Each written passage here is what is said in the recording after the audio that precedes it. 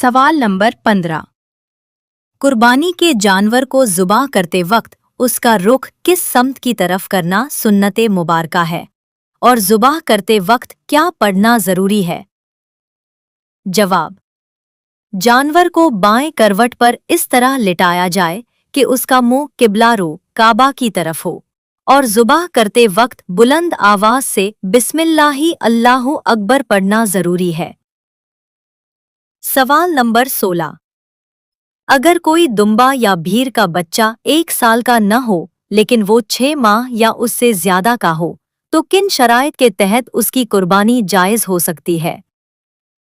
जवाब: अगर 6 माह का दुम्बा या भीर इतना मोटा ताज़ा और सेहतमंद हो कि दूर से देखने पर 1 साल का मालूम होता हो तो शरन उसकी कुर्बानी बिल्कुल जायज और दुरुस्त है।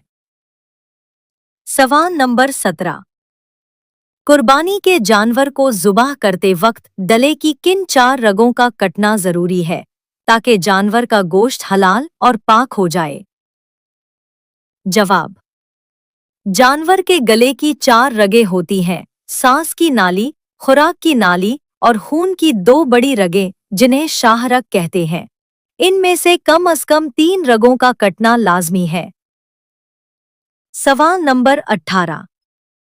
अगर कोई शख्स ईद की नमाज से पहले ही अपने जानवर को ज़ुबाह कर दे तो क्या उसकी कुर्बानी शरई तौर पर शुमार की जाएगी? जवाब: जी नहीं। शहर या ऐसे इलाके जहां ईद की नमाज होती है वहां नमाज़े ईद से पहले ज़ुबाह करना जायज़ नहीं। ऐसा करने से वो सिर्फ आम गोश्त शुमार होगा, कुर्बानी नहीं होगी। सवाल नंबर 19।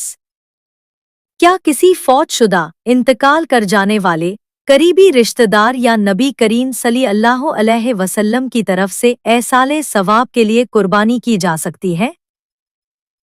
जवाब: जी हाँ, अपने मरहूम वालदैन, रिश्तेदारों या हुजूर अकरम सल्लल्लाहु अलैहि वसल्लम की तरफ से ऐसाले सवाब की नियत से नफल कुर्बानी करना न सिर्फ जायज़ है बल्कि बहुत बड़े सवाब का बाइस है।